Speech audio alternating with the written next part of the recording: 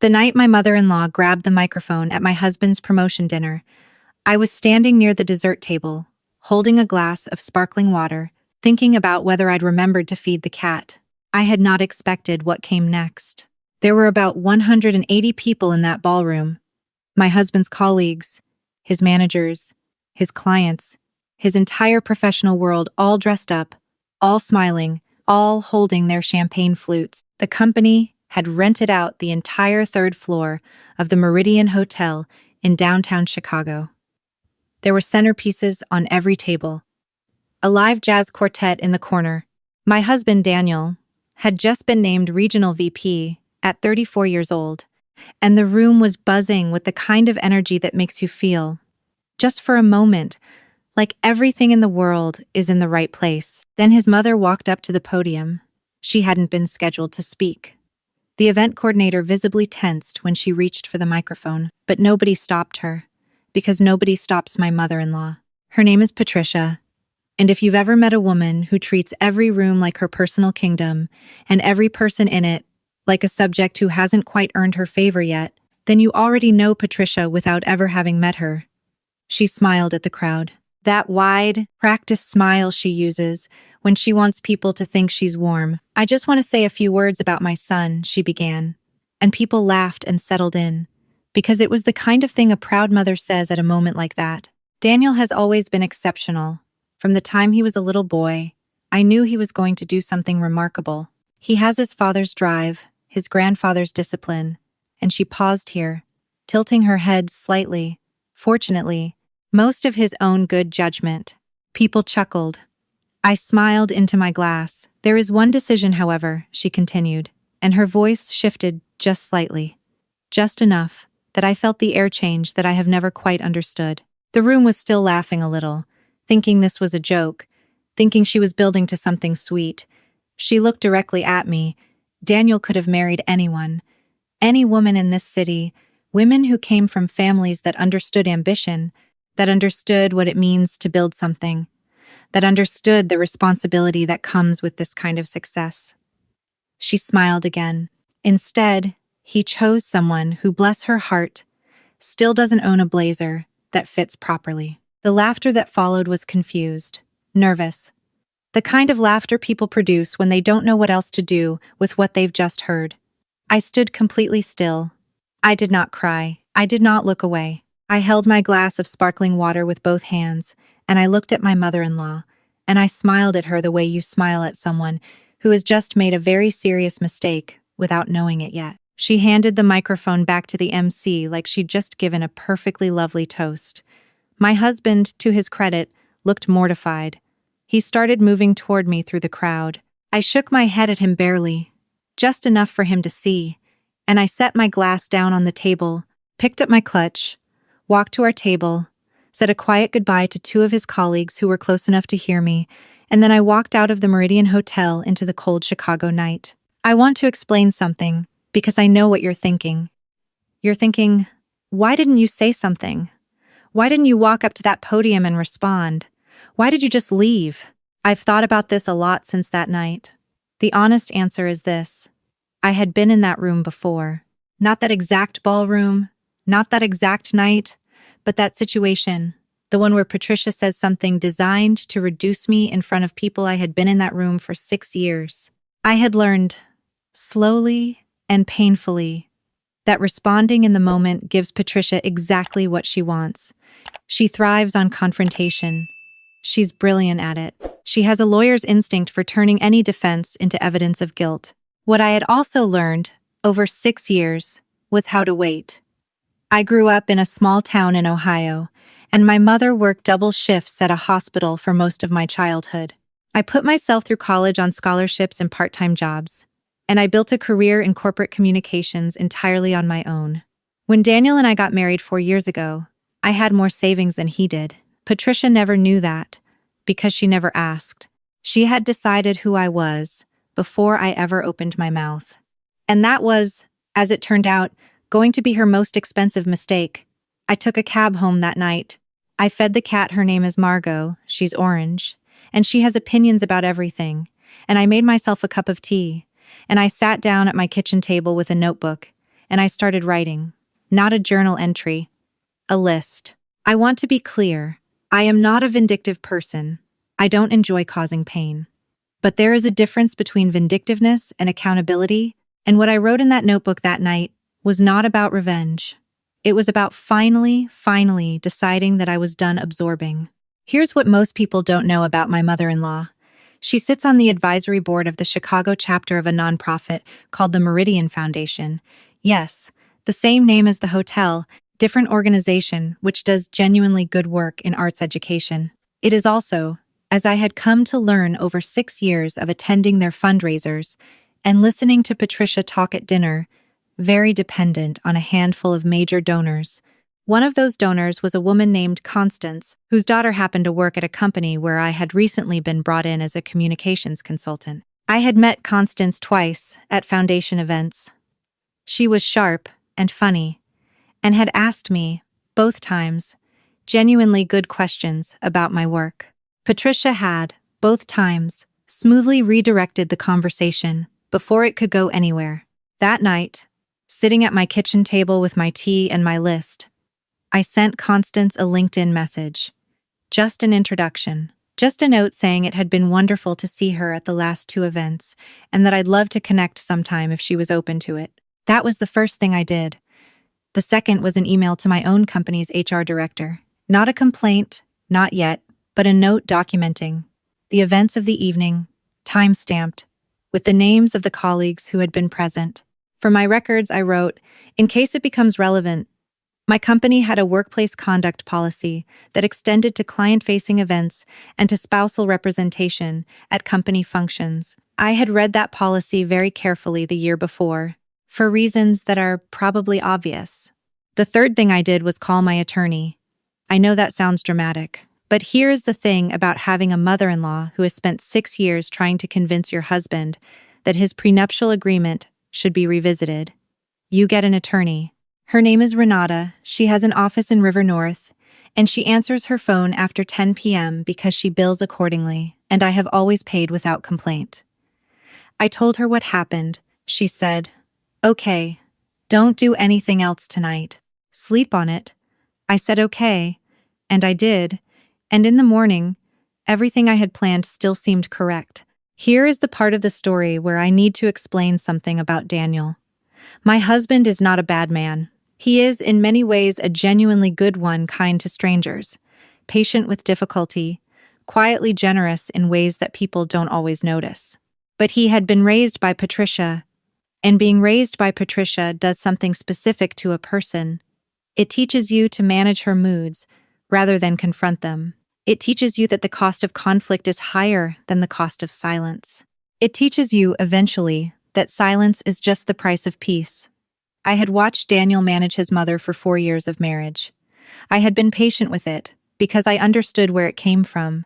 But there is a point at which managing becomes enabling, and there is a point at which patience becomes complicity. And when my husband came home that night and said, I talked to her, she said she was just trying to be funny. She didn't mean it the way it came out. That was the point. I looked at him for a long moment. I said, Daniel, I need you to hear me when I say this. What happened tonight is not something I am going to discuss, as though it was a misunderstanding. It was not a misunderstanding.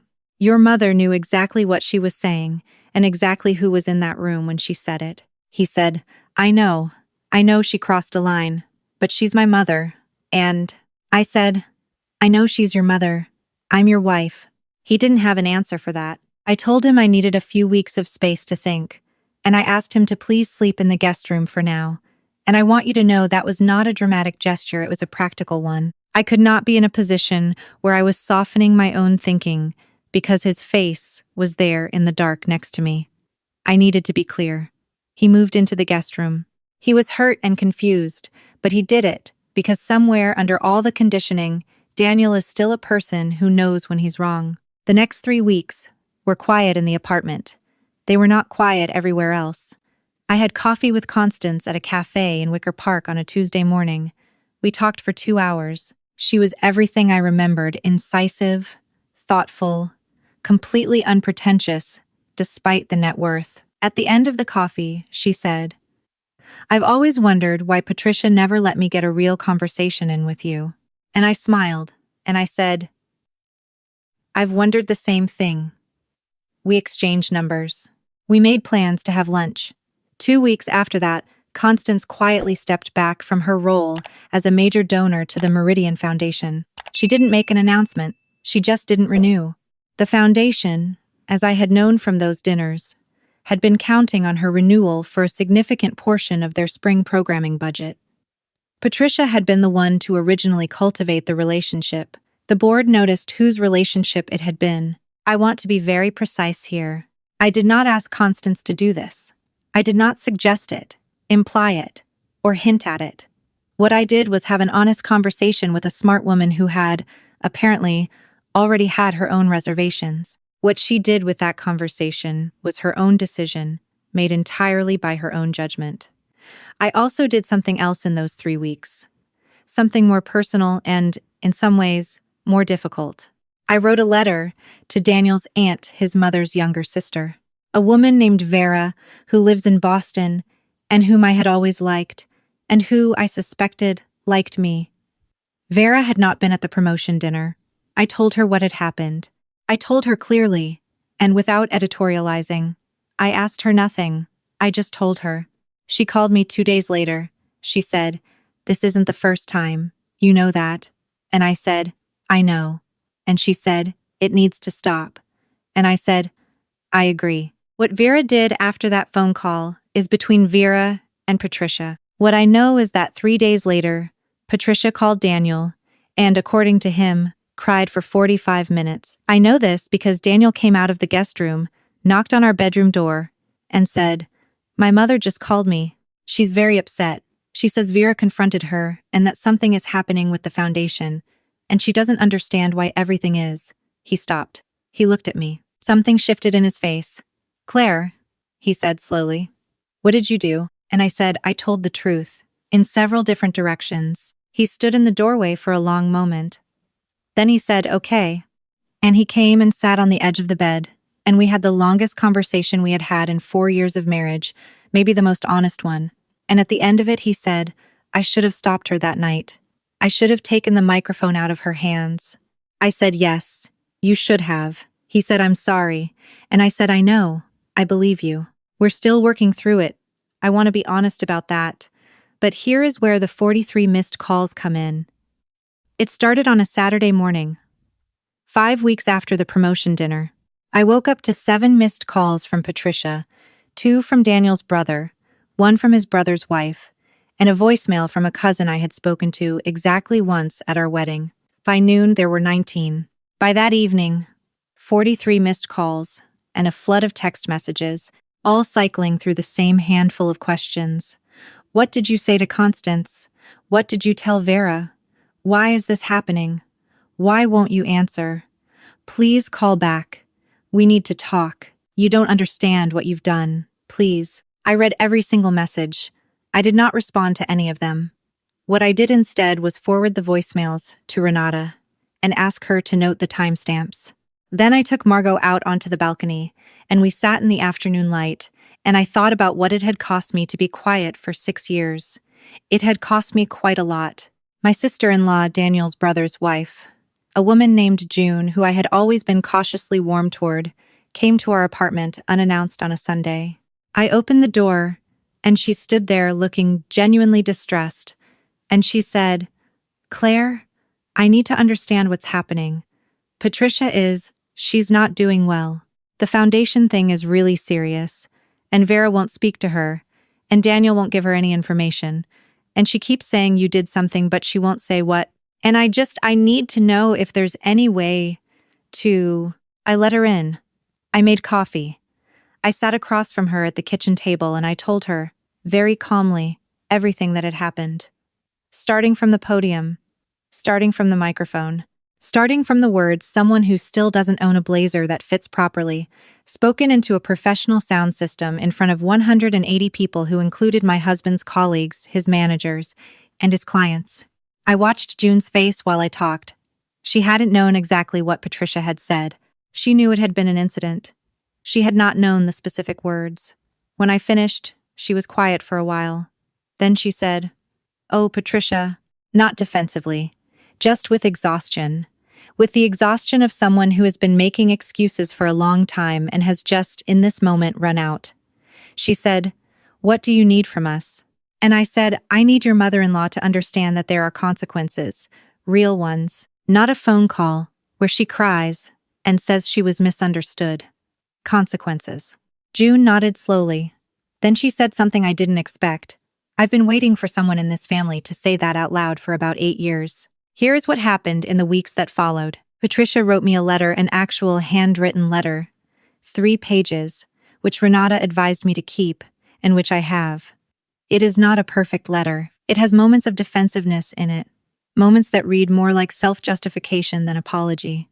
But it also has a paragraph on the 2nd page, where she writes, "I have spent so long being afraid that Daniel would choose someone who would take him away from me, that I treated every woman in his life as a threat. I understand that is not an excuse. I am telling you because I think you deserve to understand where it came from, even if where it came from does not make it acceptable." That paragraph is the most honest thing Patricia has ever said to me. I have not fully forgiven her. I want to be precise about that too, because I think we do people a disservice when we package these stories with neat reconciliations at the end. Forgiveness, the real kind, takes longer than 5 weeks. It takes longer than a letter. What I have done is continue to exist in my own life, on my own terms, without shrinking. I went back to the Meridian Foundation's spring gala, the one Patricia also attended, wearing a blazer I had owned for 3 years, which fits me exactly right, and I stood next to Constance and talked about a communications project we were discussing collaborating on, and Patricia stood on the other side of the room and did not approach me for the entire evening. That was enough. For now, that was enough. There are people who will hear this and think I was too harsh.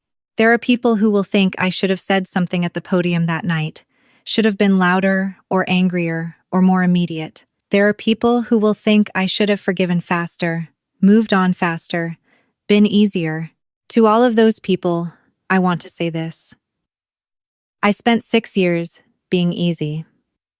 I spent 6 years smoothing things over and giving the benefit of the doubt and telling myself that the cost of keeping the peace was worth it. And maybe it was, for a while. Maybe I needed those years to understand what I was actually dealing with. But I also want to say this. The night I walked out of that ballroom into the cold Chicago air, I was not defeated. I was not humiliated. What I felt, standing on the sidewalk outside the Meridian Hotel, watching a cab slow down toward me, what I felt was something very close to clarity. I knew exactly what I was going to do. I knew exactly what I was worth. I knew exactly that someone grabbing a microphone to diminish me in front of 180 people had, in that moment, handed me something she didn't know she was holding. She handed me the truth about who she was. And I knew what to do with the truth. One more thing, because I think it matters. Daniel and I had dinner with Vera last month, in Boston. Just the 3 of us. It was the best dinner I had had in years. Vera is funny and direct, and she makes a lamb stew that is genuinely one of the best things I have ever eaten. And we stayed at the table long after the food was gone, just talking. At one point, Vera looked at me and said, "You know what I always liked about you? You never pretended." I thought about that for a long time on the flight home. I think she was right. I think that was always the thing that made Patricia most uncomfortable, not where I came from, not what I wore, not my family or my savings account or any of the things she cataloged in her mind as evidence that I wasn't enough. What made her uncomfortable was that I never pretended to be less than I was, and I never pretended not to see what was happening. I just, for a while, pretended it didn't need to be addressed. That part is over now. If you're in a situation like mine, if there's someone in your life who has been treating you as something to be managed or minimized or quietly mocked in front of people who matter, I'm not going to tell you what to do. Every situation is different. Every relationship has its own weight and history and complexity. What I will tell you is this. The night I sat down at my kitchen table with a cup of tea and a notebook and started making a list, I wasn't acting out of anger. I was acting out of self-respect. There is a difference, and it matters. And if you feel it in your chest right now, that difference, then you already know what I mean. The cat is doing well, by the way. Margot is currently asleep on the blazer, the one that fits exactly right.